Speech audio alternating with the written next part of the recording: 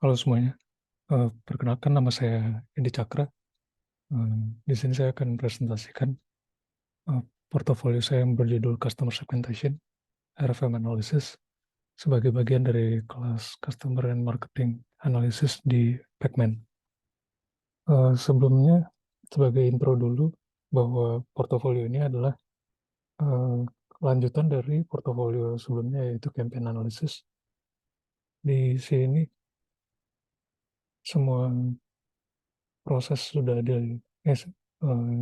datasetnya kita download dari Kaggle, dan untuk portofolio pertama ini secara garis besar adalah membuat segmentasi customer berdasarkan setiap campaign, dan juga ada demografi dari customer di store kita. Nah, ini untuk datasetnya cukup lengkap. Untuk RFM sendiri kita kan butuh resensi, dia punya resensi. Kemudian di sini untuk frekuensi saya menggunakan uh, jumlah purchase dari setiap berbagai metode yang dimiliki store tersebut. Kemudian untuk monetary, di sini kita lihat dari total spending dari berbagai produk itu disatukan, dari wine, fruits, meat, fish, sweet, dan gold disatukan. Sehingga kita punya 3 data lengkap, yaitu resensi, frekuensi, dan monetary.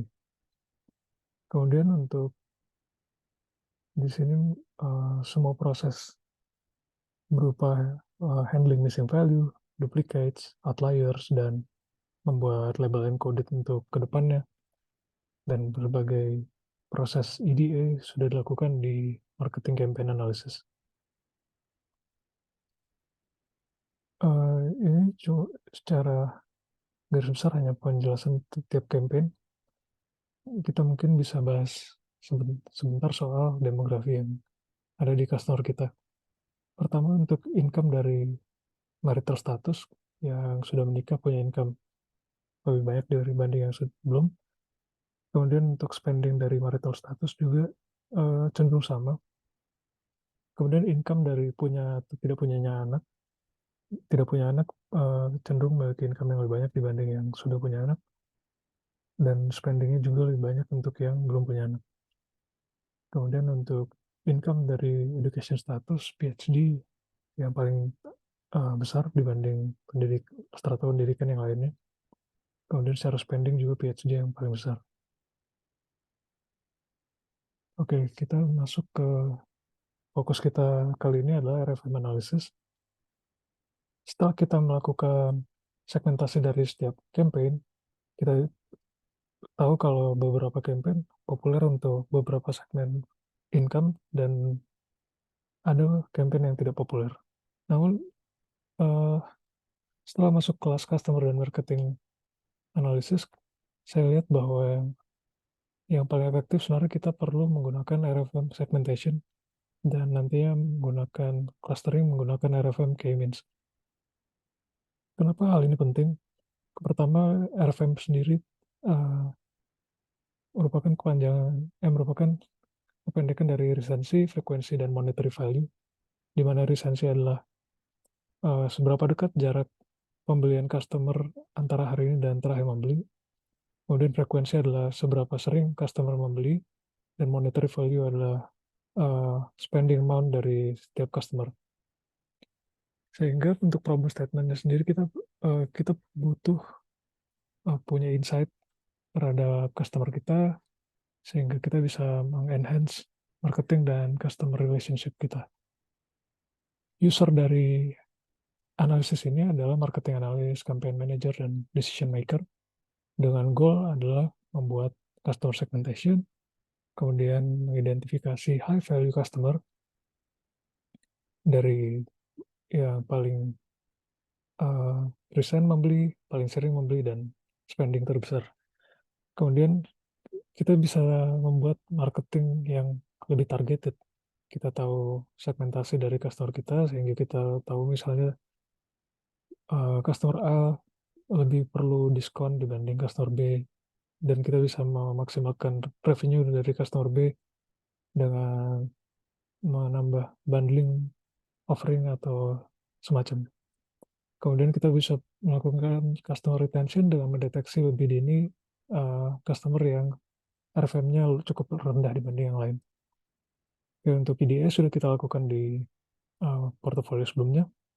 Kemudian untuk ranking metodenya sebenarnya ada beberapa referensi dengan ranking yang berbeda-beda. Di Pacman sendiri binningnya ada 5. Kita melakukan pembagian atas champions, ya, kemudian potential loyalist, new customer, risk customer, dan potential churn.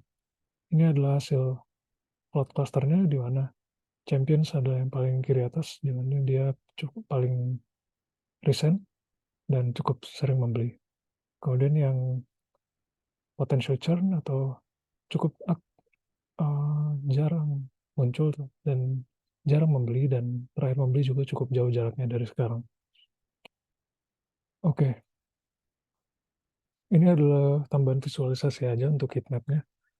Di sini yang kita fokuskan bahwa ada di K-means. Kita kan sudah punya berbagai kelas, ini berbagai segmen. Tapi apa yang bisa kita lakukan, kita nggak tahu nih strateginya gimana. Nah, di sini kita perlu lakukan clustering menggunakan RFM K-means. Untuk bisa kita bagi berdasarkan beberapa grup, dan kita lakukan strategi berbeda berdasarkan setiap grup.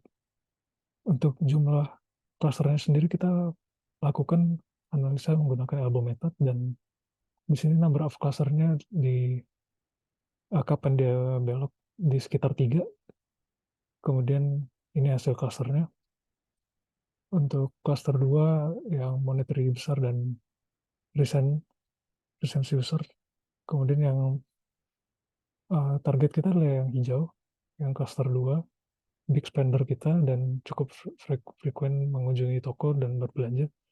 Sedangkan yang merah adalah yang bisa dibilang customer baru, dan yang biru adalah customer lama yang uh, terancam untuk tidak berbelanja lagi di toko kita. Ini adalah box plot untuk memudahkan visualisasi dari cluster tersebut. Yang merah adalah cluster 0, biru cluster 1, dan hijau cluster 2. Atau dari interpretasinya kita bisa lihat bahwa cluster 0 atau cluster merah uh, cukup baru-baru ini baru belanja di toko kita, dan secara spending tidak begitu besar. Dan untuk frekuensinya juga cukup moderate dibandingkan yang cluster 2. Sedangkan cluster 1 secara terakhir membeli cukup jauh ya. Frekuensi membeli cukup jauh meskipun terakhir membeli cukup dekat, tapi juga spending dari cluster 1 cukup kecil. Sedangkan cluster 2 adalah big spender kita dengan resensi berada di antara cluster 1 dan 0, dan dia spending terbesar, dan dia paling recent dibanding yang lain, dan cukup frequent dibanding yang lain. Untuk marketing inisiatifnya kita ambil referensi dari Pacman bahwa untuk yang cluster 2 adalah the most favorable cluster, sehingga yang kita lakukan secara marketing inisiatif kita adalah melakukan lebih banyak upselling dan bundling promotion. Sedangkan cluster 0 dan cluster 1 cukup moderate secara spending dan seringnya berbelanja. Dengan cluster 1 memiliki activity yang lebih buruk dibanding cluster 0, sehingga untuk cluster 1 kita perlu melakukan discount promotion dan personalized email untuk menghindari churn. Dan untuk cluster 0 kita bisa melakukan discount promotion supaya mereka membeli lagi karena mereka termasuk customer baru. Oke, sekian presentasi dari saya. Terima kasih.